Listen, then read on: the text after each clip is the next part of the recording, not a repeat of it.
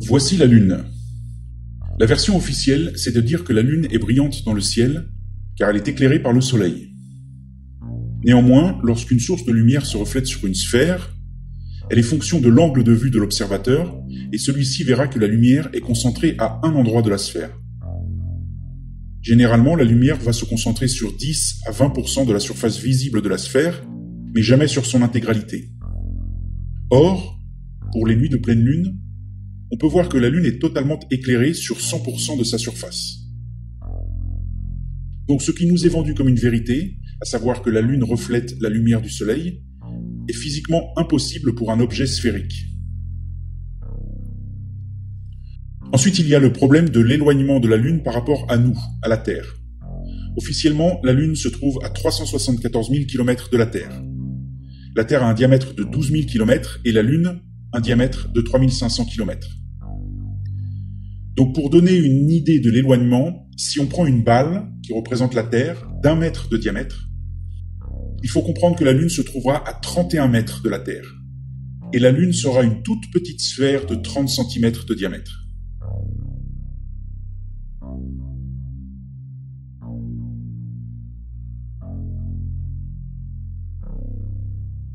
Néanmoins, lorsque l'on observe la Lune dans la nuit, avec quelques nuages autour, il est facile de remarquer que la Lune n'éclaire en réalité que les nuages qui sont juste autour d'elle. Elle n'éclaire jamais les nuages qui sont de l'autre côté du ciel.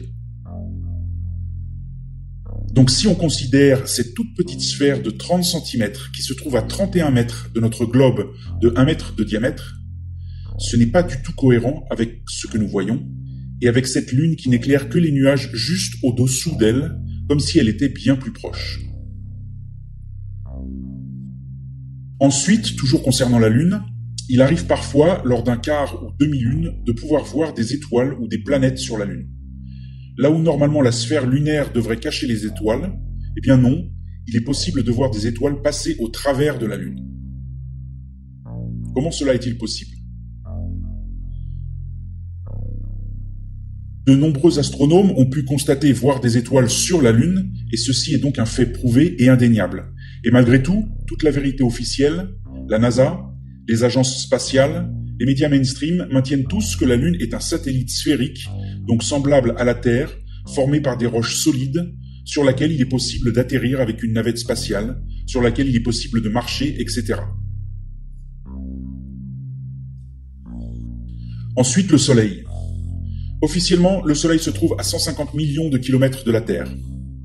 À cette distance, les rayons du Soleil devraient tous arriver uniformément et de manière perpendiculaire. Or, il existe des milliers de photos qui nous montrent clairement, quand les rayons passent au travers des nuages, que ces mêmes rayons forment des triangles qui permettent de calculer la source de lumière à un endroit bien plus proche que les 150 millions de kilomètres officiels. C'est le même principe que pour la construction d'une maison ou d'un édifice quelconque, où les architectes utilisent le principe de trilatération. La trilatération est une méthode mathématique permettant de déterminer la position relative d'un point en utilisant la géométrie des triangles.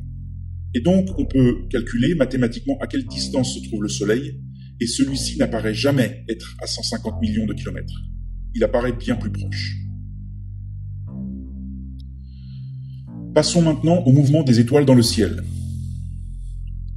Quand vous prenez une photo en longue exposition des étoiles, vous allez vous rendre compte que les étoiles forment des cercles parfaits autour de l'étoile polaire. L'explication officielle est de dire que les étoiles sont immobiles et que la Terre tourne sur elle-même. C'est donc pour cela que l'on voit des étoiles tourner en cercle parfait au-dessus de nos têtes.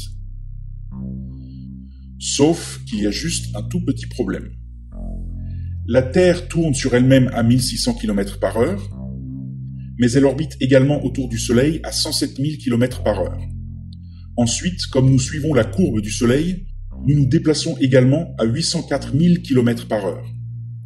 Enfin, notre Voie lactée elle-même se déplace dans l'univers infini à la vitesse de 1,78 milliard de km/h. Si tout ceci était vrai, nous ne pourrions pas voir les cercles parfaits que produisent les étoiles. Avec ces 4 forces de déplacement, les étoiles devraient aller dans absolument tous les sens. Mais ce n'est pas le cas. Les étoiles forment des cercles parfaits. Qu'est-ce que cela veut dire ? Cela veut dire que tous ces mouvements précédemment évoqués est communément admis n'existe pas. La Terre ne tourne pas à 1600 km/h, elle n'orbite pas autour du Soleil à 107 000 km/h, et elle ne suit pas la courbe du Soleil à 804 000 km/h. Tout ceci est un énorme mensonge.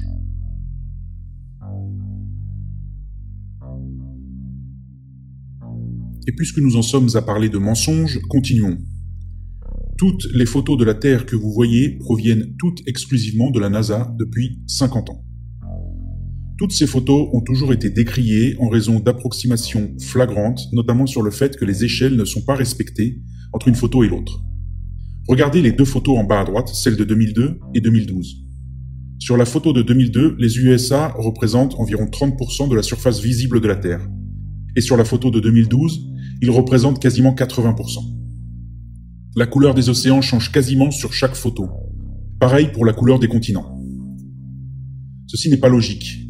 Soit la NASA et les agences spatiales nous donnent des photos véritables de la Terre, non retouchées, soit elles nous donnent des photos retouchées, marketées, et donc là, le mensonge et la manipulation commencent.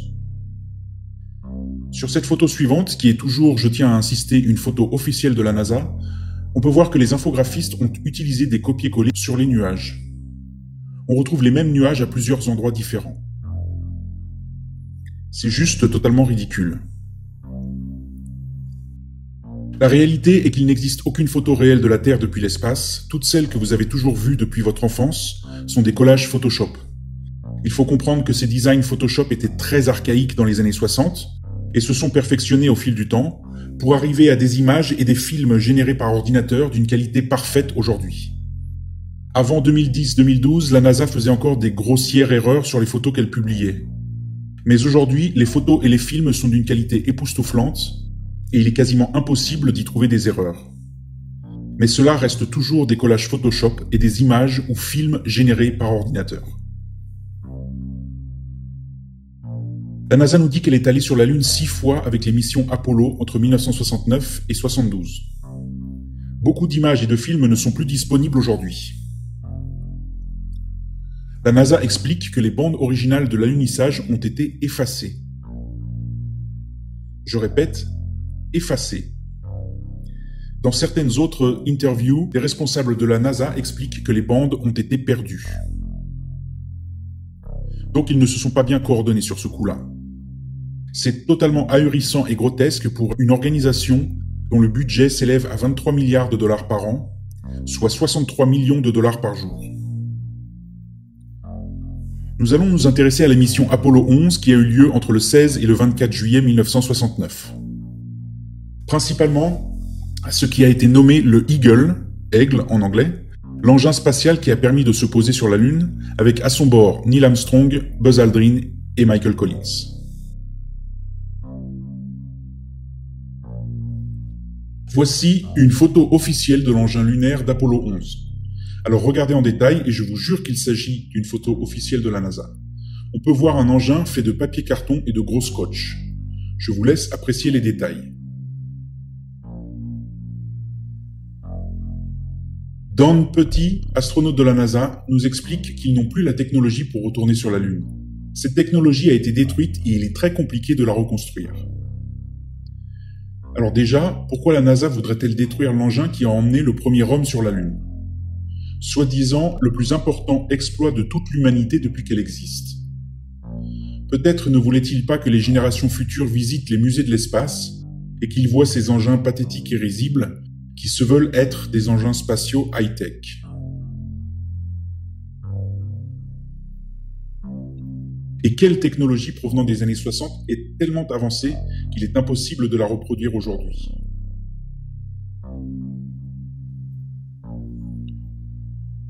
Je vous laisse donc admirer l'engin lunaire officiel d'Apollo 11.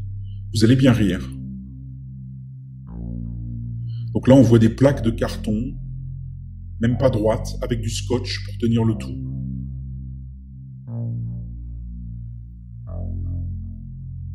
Il y a du scotch, du papier alu.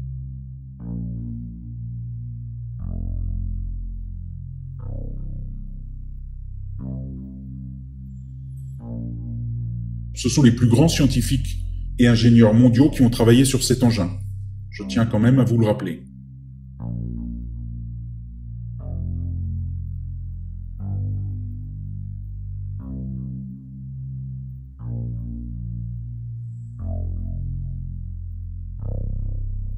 Pour moi, cet engin spatial est fait de papier carton, d'agrafes et de gros scotch, de papier aluminium argenté et doré, avec quelques barres en métal pour tenir le tout.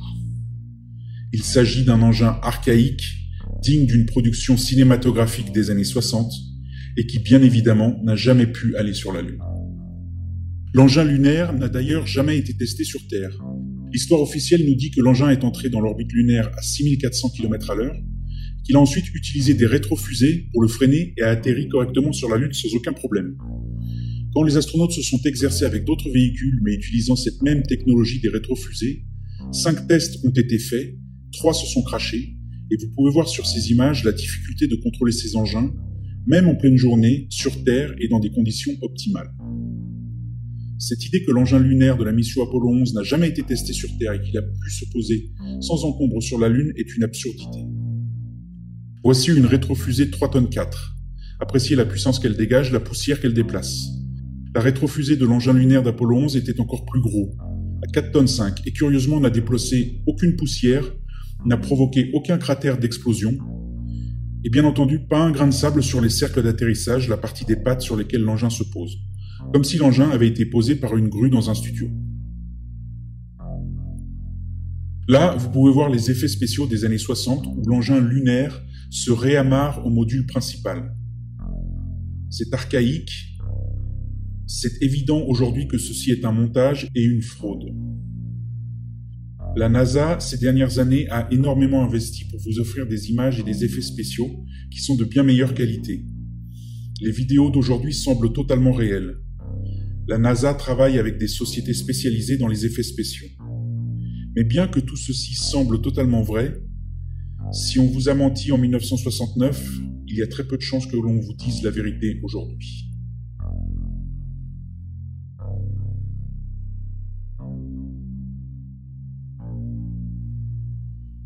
Vous voulez encore des mensonges? Mais ne vous inquiétez pas, j'en ai plein d'autres. Le jour et la nuit ne changent jamais de place comme ils devraient le faire sur une planète qui tourne autour du Soleil. La version officielle est de dire que la Terre fait une rotation complète sur son axe en 24 heures, tout en orbitant autour du Soleil en faisant une révolution complète en 365 jours. Si cela était vrai, comme vous pouvez le voir sur cette image, les côtés du globe qui sont le jour et la nuit devraient échanger leur place tous les 6 mois. Je m'explique. La Terre fait une rotation sur elle-même en 24 heures.